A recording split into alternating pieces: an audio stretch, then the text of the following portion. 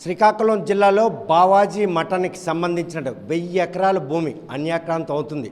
అందులో 200 ఎకరాలు ఆమదాల వలస శ్రీకాకుళం నియోజకవర్గాలకు 16వ నెంబర్ జాతీయ రహదారికి ఆనుకొని ఉండడం.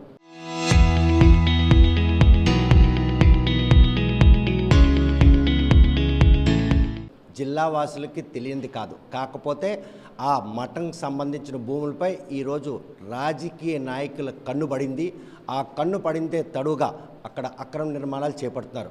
ఆమదాల వలస నియోజకవర్గం గోపీనగర్ పంచాయతీ పరిధిలో ఉన్న అక్కివరం హ్యామ్లెట్ గ్రామానికి సంబంధించిన ఈ 200 ఎకరాల భూమిలో ఎటువంటి భూములు అన్యాక్రాంతం ఉన్నాయి, ఈ అన్యాక్రాంతం ఉన్నటువంటి వెనకున్న హస్తం ఎవరిది, పాత్రదారులు ఎవరు, సూత్రధారులు అన్న విషయాన్ని పక్కా సాక్ష్యాధారాలతో వైఎస్ఆర్ కాంగ్రెస్ పార్టీ ఆమదాల వలస సమన్వయకర్త చింతాడ రవికుమార్ మనతో ఉన్నారు.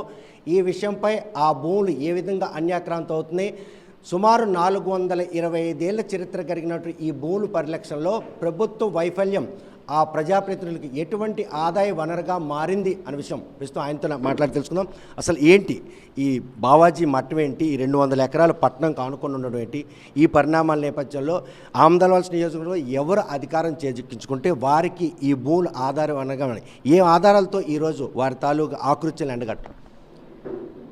ఆమదాల వలసకి శ్రీకాకుళానికి మధ్యన ఒక 10 కిలోమీటర్ల దూరం ఉంటే హైవేని ఆనుకొని బావాజీ మఠం భూములు ఒక 200 ఎకరాలు ఉన్నాయి.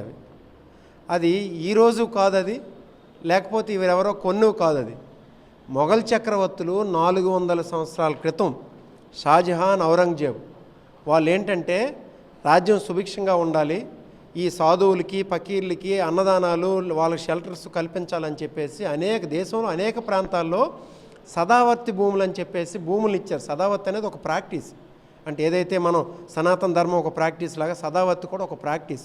ఆ సదావర్తి కోసం అనేక దగ్గరలో మన రాష్ట్రంలో ఏంటంటే పిఠాపురంలో కూడా ఉన్నాయి, జాజ్పూర్లో ఉన్నాయి, ఒరిస్సాలో, శ్రీకాకుళంలో ఉన్నాయి దాదాపు 1000 ఎకరాలు.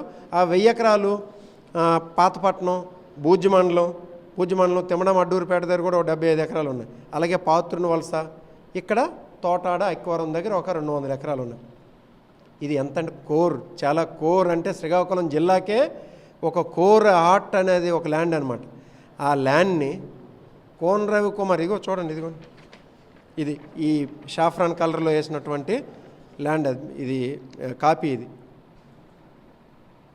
ఇది కోన్ రవికుమార్ కుటుంబ సభ్యులకి ఎలా పనికొచ్చింది, వీళ్ళు ఇందులో కోట్ల రూపాయలు ఎలా దండుకున్నారని చెప్పేసి అని ఎక్స్ప్లెయిన్ చేయడానికి, ప్రజలకు తెలియజేయాలని చెప్పేసి ఈరోజు ఈ ప్రెస్ మీట్ ఏర్పాటు చేయడం జరిగింది. చూస్తే కనుక ప్రస్తుతం ఏవైతే ఈ కట్టడాలు ఉన్నాయి, ఈ కట్టడాలకు సంబంధించిన అప్రూవల్ లేఅవుట్ అనుకుంటున్నారా, ఆ నిర్మాణాలకు పూర్తి స్థాయిలో అనుమతి ఉన్నట్టుగా ఈ బావాజీ మఠం భూముల్లోనే ఇటువంటి భవన వెళ్ళడం వెనక ఉన్నటువంటి పాత్రదారులు, సూత్రధారులు ఎవరు? అయితే ఒక్క నిమిషం మీకు చెప్తాను నేను. ఇది 400 చరిత్ర ఉన్నటువంటి మఠం భూములు, 400 సంవత్సరాల చరిత్ర. ఈయన ఇచ్చింది ఎవరు? మొఘల్ చక్రవర్తులు ఇచ్చారు. దేనికోసం? సదావర్తి కోసం ఇచ్చారు. ఇవి నిషేధిత భూములు, నాన్ ట్రాన్స్ఫరబుల్. ఎందుకనంటే 80 సంవత్సరాలు బట్టి కోర్టు తీర్పులు, అనేక కోర్టు తీర్పులు చెప్తున్నాయి. Supreme court, Madras high court, Andhra Pradesh high court, Visakhapatnam జిల్లా కోర్టు, ఇప్పుడు లాస్ట్ మళ్ళీ హైకోర్టు అట్ అమరావతి, ఇన్ని కోర్టు తీర్పులు కూడా ఈరోజు ఉన్నాయి. ఆ భూములు నిషేధిత భూములు, దేవస్థానం చెందినవా, ప్రభుత్వానికి చెందినవా, మఠం చెందినవా అని చెప్పే డిస్ప్యూట్ 2024 వరకు కూడా ఉంది. అయితే వాళ్ళు కాపాడలేమనుకునే పరిస్థితిలో, గవర్నమెంట్ వీటిని ఆక్యుపై చేసేస్తుందనే పరిస్థితిలో ఈ రాజకీయ నాయకులు కోన్ రవికుమార్ కుటుంబ సభ్యులు అందులో ఎంటర్ అయ్యి ఈ భూముల్ని అక్రమ లేఅవుట్ల కింద మరచి వాటిని కోట్లాది రూపాయలు ధనార్జన చేశారు. చిన్న చిన్న పేదవాళ్ళందరికీ కూడా మోసాలు చేశారు. అక్కడ రైతులు ఉన్నారు, 400 సంవత్సరాల నుండి వ్యవసాయం చేసినటువంటి రైతులు ఉన్నారు. వాళ్ళందరినీ మోసం చేసి ఈరోజు ఆ భూములు లాక్కొని అక్కడ అక్రమ లేఅవుట్లు వేశారు. ఈ అక్రమ లేఅవుట్ ఒకసారి చూడండి, ఇందులో అక్రమ లేఅవుట్ చూడండి, ఇది దాదాపు 4.5 ఎకరాల అక్రమ లేఅవుట్. ఈ లేఅవుట్కి ఎన్ఆర్ఈజిఎస్ నిధుల ద్వారా రోడ్లు వేశారంటే చూడండి, వేసిందే అక్రమ లేఅవుట్. భూములు నిషేధిత భూములు, ఒక్క ఇల్లు కూడా లేదు.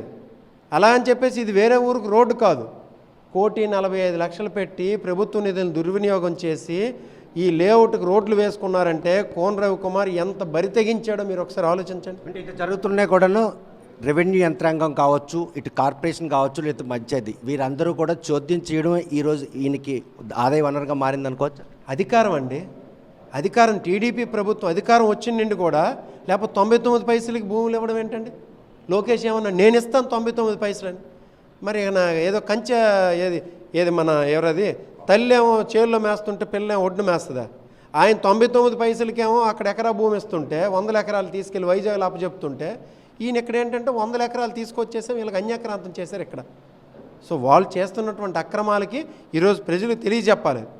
అది అక్కడ ఏంటంటే కేనారాం బాబా అని చెప్పేసి ఒక బాబా గారి తాలూకు శిష్యులు, ఆయన ప్రోద్బలంతో షాజహాన్ వాళ్ళ మదరు రాజ్పుట్లు హిందూ మాన్మతి బాయ్ అని చెప్పేసి ఆవిడ కేనారాం బాబాకి శిష్యురాలు. ఆవిడ ప్రోద్బలంతో కేనారాం బాబా దగ్గర ఉన్నటువంటి శిష్యులు, వందలాది మంది శిష్యులు కాశీ నుండి రామేశ్వరం వరకు తీర్థయాత్రలు జరుపుతుంటే వాళ్ళ పోషణ కోసం, వాళ్ళ షెల్టర్ కోసం కాశీ నుండి రామేశ్వరం వరకు వెళ్ళే మార్గంలో 8 దగ్గరలా ఈ సదావత్ భూముల్ని ఆ రోజు మొఘల్ చక్రవర్తులు ఇచ్చారు. ఇది ఎంత చరిత్ర అండి, ఘనమైనటువంటి చరిత్ర. దానికోసం ఎప్పుడది 1947 నుండి ఎప్పుడైతే మెడ్రాస్ ఎండోమెంట్ యాక్ట్ 1927లో వచ్చిందో అప్పటి నుండి 2024 వరకు కూడా ఇది ప్రభుత్వానికి చెందుతాయా ఈ భూములు, లేకపోతే మఠానికి చెందుతాయా అని చెప్పేసి రకరకాల కోర్టులో దీనికోసం వాదనలు జరిగాయి. 2024లో సదావత్ ఏదైతే మఠం వాళ్ళు ఆక్యుపై చేయాలనుకుని వేసినటువంటి పిటిషన్ని డిస్మిస్ చేస్తూ దీన్ని ప్రభుత్వం హ్యాండ్ ఓవర్ చేసుకోమని కోర్టు తీర్పు ఇవ్వడం జరిగింది. తీర్పిచ్చిన నేపథ్యంలో బావాజీ మఠానికి సంబంధించిన వారసులు ఎవరూ కూడాను ఆ భూములు బరితెక్కిస్తున్నారా, లేకపోతే బావాజీ మఠం తాలూగా ఆ వారసుల్ని ఈరోజు ప్రలోభపెట్టి ఈ భూములు కొల్లగొట్టేందుకు కూడా ఆయన అధికార దుర్వినియోగం చేశారనుకోండి? ఖచ్చితంగా అధికార దుర్వినియోగంతో జరుగుతున్నటువంటి కార్యక్రమం ఇది. మఠం భూములు నాన్ ట్రాన్స్ఫరబుల్, వారసులు కూడా ఉండరు, పిల్లలు మనవళ్ళు వారసులు కాదు. అంటే పరిరక్షకులు ఎవరో ఒకరు ఉంటారు, ఆ వారసులను వారిని పరిగణలోకి తీసుకోవచ్చు. మఠానికి ఉత్తరాధికారి పరిరక్షకుడు అవుతాడు, ట్రస్టీ.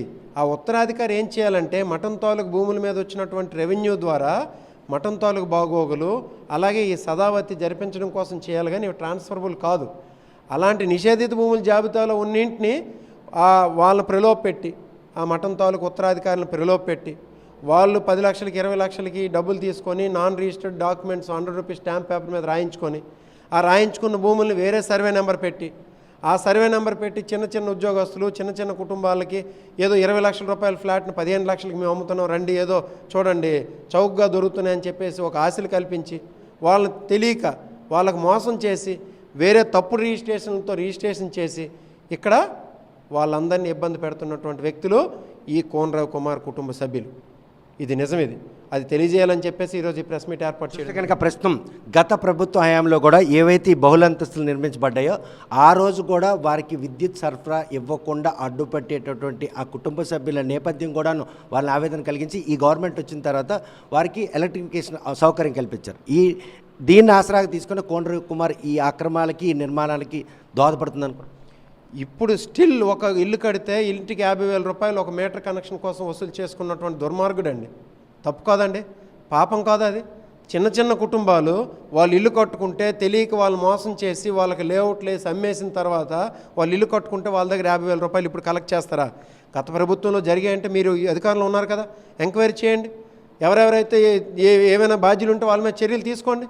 మీరే కదా ఈరోజు అధికారంలో ఉన్నారు, ఖచ్చితంగా ఎంక్వైరీ చేయండి. ఎంక్వైరీ చేయమని చెప్పేసి మేము డిమాండ్ చేస్తున్నాం. కానీ ఎంక్వైరీ చేయడం, దర్యాప్తు అవన్నీ పక్కన పెడితే గతంలో ఆ బావాజీ మఠం భూమిలో నిర్మాణాలు చేపట్టిన తాలూకు బాధితులకి న్యాయం చేస్తున్న నెపంతో ఈరోజు ఆ కాలనీలో పాగాసి ఈ 4 ఎకరాలు కొలగొట్టేందుకు కోనరావు కుమార్ సాహసం చేశాడు.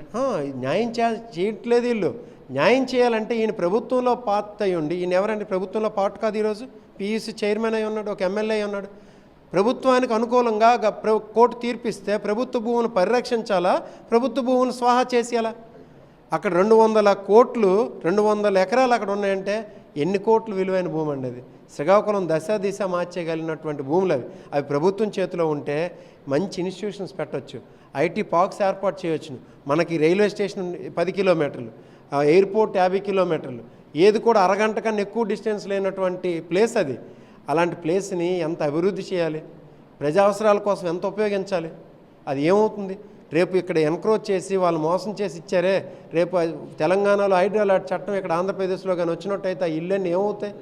దేనికోసం వాళ్ళ ఉసురంతా మీరు పోసుకుంటారా? వీళ్ళని ఈ రోజుకి కూడా మోసం చేస్తున్నారా?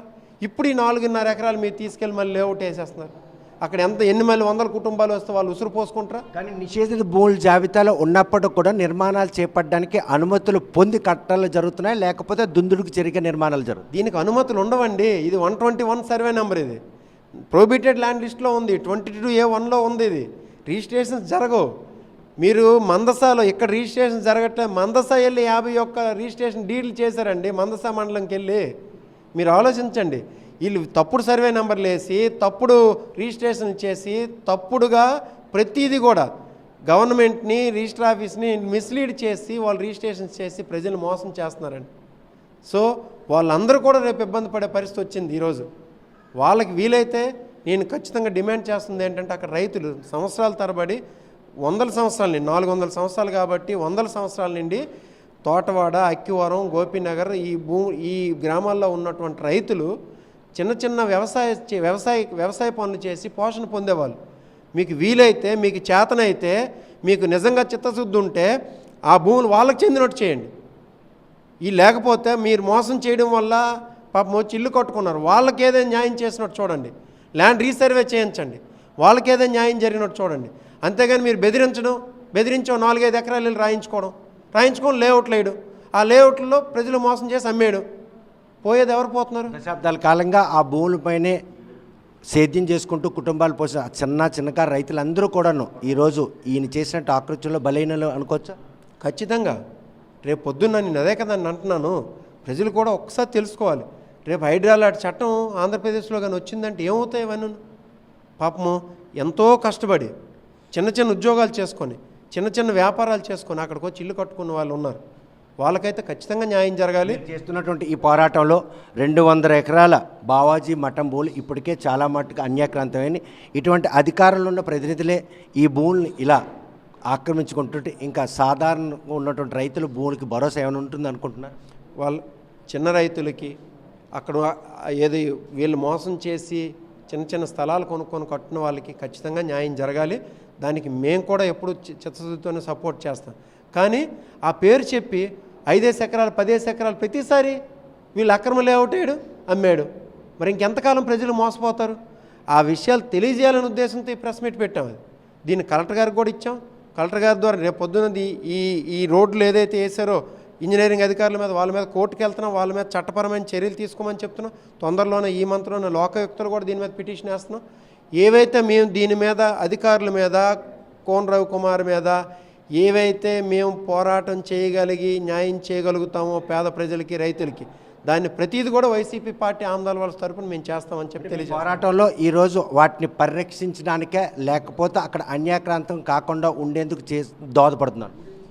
ఏదైనా న్యాయం జరిగితే గవర్నమెంట్కి ల్యాండ్స్ ఉండాలండి, లేదు అక్కడ ఉన్నటువంటి సన్నకారు రైతులకైనా ఉండాలండి, లేదు ఇప్పుడు ఆల్రెడీ ఎవరైతే ఆక్యుపెంట్స్ అనియండి మోసపోయి ఆ చిన్న ఇల్లు కట్టుకున్నారో వాళ్ళకి న్యాయం జరగాలండి. ఇంకా మిగతా భూములన్నీ కూడా ప్రభుత్వం పరిరక్షించి ఏర్పాటు చేయాలండి. అది మా డిమాండ్ అండి. దానికైతే మేము పోరాటం చేస్తామండి. కనుక ప్రస్తుతం బావాజీ మఠం భూముల విషయంలో కోన రవికుమార్ దుందుడుకు చర్య ఈరోజు అక్కడ ఇల్లు నిర్మించే వారికి మాత్రం భవిష్యత్తులో మనుగడ కోల్పోయే పరిణామాలు సుస్పష్టంగా కనిపిస్తున్నాయి. 200 ఎకరాల బావాజీ మఠం భూముల్లో ఇప్పటికే వందలాది ఎకరాలు అన్యాక్రాంతమైనటువంటి ఈ నేపథ్యంలో కొత్త రోడ్డు దగ్గర ఉన్నటువంటి ఆ 4 ఎకరాల్లో నిషేధిత జాబితాలో ఉన్నటువంటి భూముల్లో ఈరోజు నిర్మాణాలు చేపట్టడం, ఎన్ఆర్ఎస్ నిధులతో రహదారులు వేయడం, ఈ పరిణామాలన్నిటిపై మాత్రం అలుపెరిగిన పోరాటం చేస్తున్నాం. గత ప్రభుత్వం హయాంలో కూడాను అక్కడ ఆవాసం ఉంటున్న వారు నానా ఇబ్బంది పడ్డారు. ఈరోజు కూటమి ప్రభుత్వం కొలువు తీరిన తర్వాత పూర్తి స్థాయిలో ఆ భూములు పరిరక్షించి ప్రభుత్వానికి చెందేందుకు తాము చేసినటువంటి పోరాటం ఫలిస్తుంది. అక్కడ దశాబ్దాల కాలంగా సేద్యం చేస్తూ కుటుంబాలు పోషించుకున్న చిన్నకారు రైతులకు కూడాను న్యాయం చేసేందుకు తమ పోరాటం దోహదపడుతుందని ఆశాభావం వ్యక్తం చేస్తాను. మరి ఈ విషయంలో ప్రభుత్వం ఇలా మఠం భూములు అన్యాక్రాంతం అవుతున్న ప్రజాప్రతినిధులపై చర్యలు చేపడతారా, ఆ భూములు పరిరక్షించి ప్రభుత్వానికి హ్యాండ్ ఓవర్ చేస్తారా లేదనే విషయం వేచి చూడాల్సిందే. వీడియో జర్నలిస్ట్ రామకృష్ణతో సత్యం, RTV శ్రీకాకుళం.